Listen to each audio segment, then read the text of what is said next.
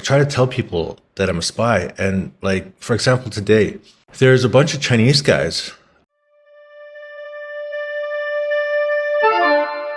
Hello and welcome to Promenade Française. And I just wanted to tell you that I really love learning languages. I remember many years ago when I was living in Shanghai. For a very short period of time, only one semester, I lived in the foreign student dormitory.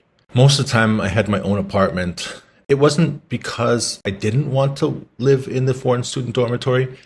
Actually, it was really expensive to live in the foreign student dormitory. And I thought all the other students were so cool and they had like some government grant or they had some government program or something that enabled them to become spies. I try to tell people that I'm a spy. And like, for example, today, there's a bunch of Chinese guys. So I'm living in the country Georgia, which is right next to Azerbaijan and Russia. I'm living in a village next to some mountains, and nobody speaks English in this little village.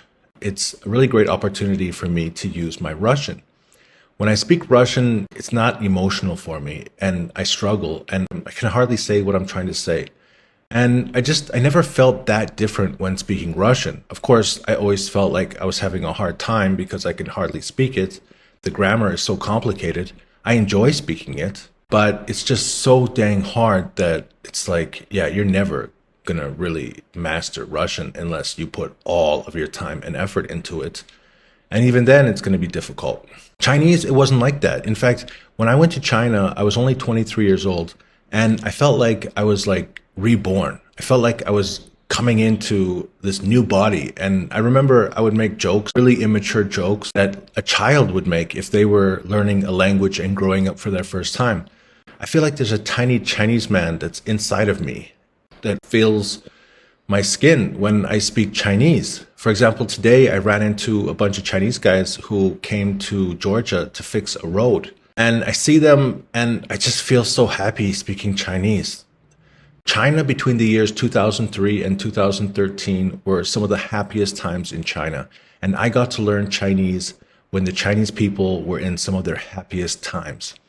And so when I speak Chinese, I'm 老开心. Today I spoke Chinese, I spoke Russian, now I'm speaking English, and pretty soon, later on today, I'm going to be speaking French. When I was in that foreign student dormitory, I remember that there was this one German student and he could speak English and then he's speaking German and then he's speaking French and then he's speaking Chinese. And I was like, oh my goodness, this guy is like, I never thought of myself as that guy, the guy that could speak all the languages.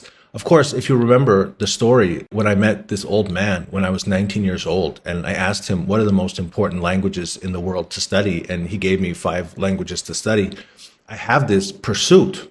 I want to learn these specific languages. I have 4 languages that I want. I have English, I have Chinese, and I need to continue with Russian, and I want French. These are really the languages that I want to learn. Technically speaking, I'm not a polyglot because I think in English, poly means 5. When it comes to my channel and what I'm doing now and what is the purpose, why do you come back to listen to me complain about how difficult it is to learn French?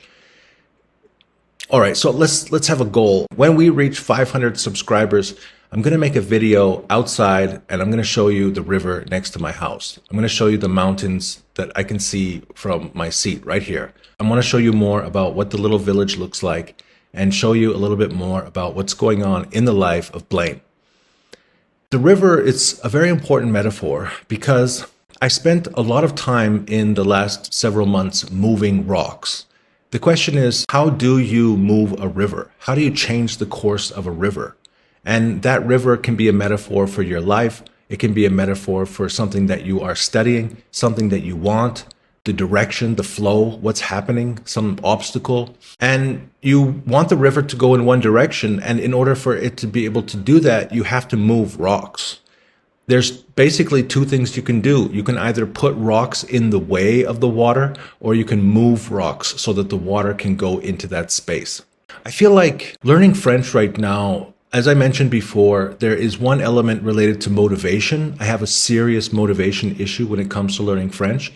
And the other is more technical because I started looking at different materials and I wasn't satisfied with anything that I found. Until what? Until my last YouTube video. If you look at the last video, I'm so excited to see the concept of être. When I really understood that if you want to learn this verb, you have to understand the nature of the verb. And to be in French means masculine, feminine, plural, and singular. That's the nature of the verb. And I feel like from a motivation perspective, there were some rocks that were moved. And suddenly I have a little bit more flow, a little more desire. From a technical perspective, I just realized that, okay, so now I have some insight to the way to study French. And I think we're ready to move to the next exercise. The main focus of what I'm doing right now with French is that I am working with the concept of verbs. It's interesting to think about how different verbs have different meanings. When we look at the verb être, then, like I said, we have a very simple dichotomy. We have male, female, we have plural, singular. So we have 4 quadrants. And every noun in French is male, female, plural, or singular. And so it's like cracking the code. It's like, And why is it so important to crack the code? It's because I'm not living in France. If you live in France, then you're going to learn a language like a child learns a language. You ask for something, you want something, you have some direct aim. When it doesn't happen, when the thing that you want doesn't happen, you have to make corrective action. And then you have to make some other noise. Like the whole point of language is like making some noise that people are going to react to. And at some point, the noises that you make create predictable reactions. But if you're not able to be in a language environment, then you're not learning as a child. You're not learning based on predictable reactions. You're learning based on concepts. You have to teach yourself the concept. You have to understand deeply the nature of the word. And then your body will begin to digest the meaning and understand how to use the concept and then make the noise. The next verb that I want to look at is this verb where in English, it doesn't even exist.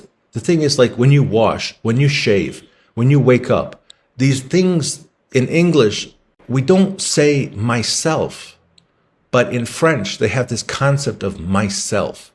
And I think that's the next place for us to focus on in learning French and learning French verbs.